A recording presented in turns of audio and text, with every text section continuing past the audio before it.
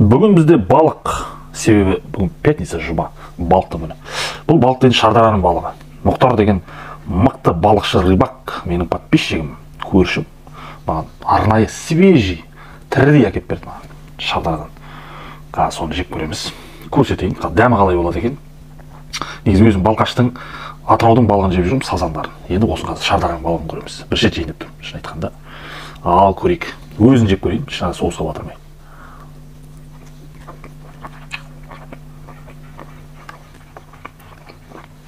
Ой, бұл жама деген керемет енді, қорғанға да байласы бірақ. И сәл приправа бар, балықтың приправасы бар. Чуть-чуть ғана, бірақ балықтың дәмі дейтін өтте керемет. Мұхтарға рахмет. Соуспен көреміз.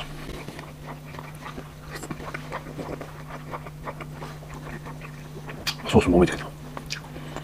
Балықтың өзін дәмі кетіп қалады. Керемет. Բայց былай да тоже болады.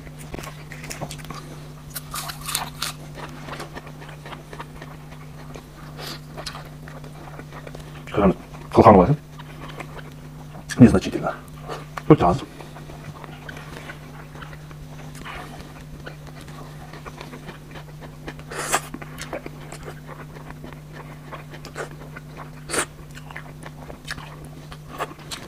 Жауын көрсетек ең үлкені. Сыртын қарағанда қалай қытырлайын. Өшеден отырған бет. Жарайды.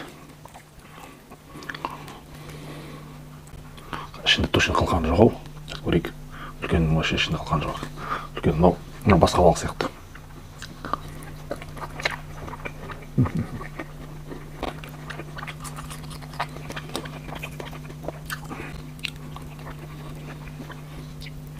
Қабырғасында етін жеп көрейік.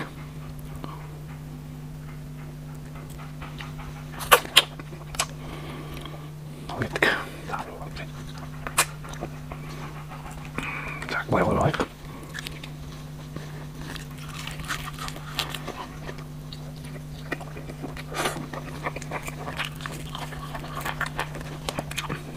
Мүдес. Жуамен вообще тамаша кетеді. Алып тастаймыз.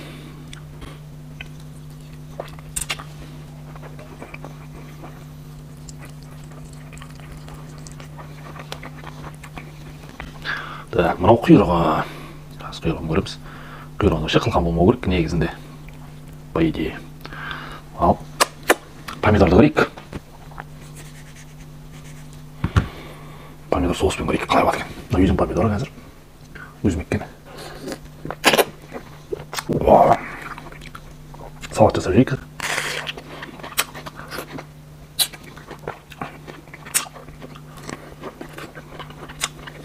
Керемет. Қылқан бар екен.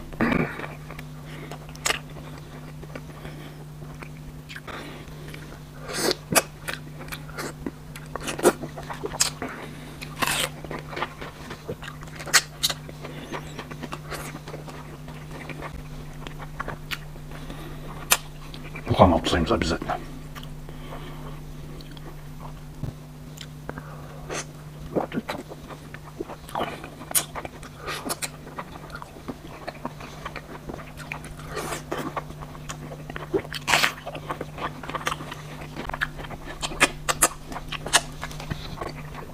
Керемет балығы.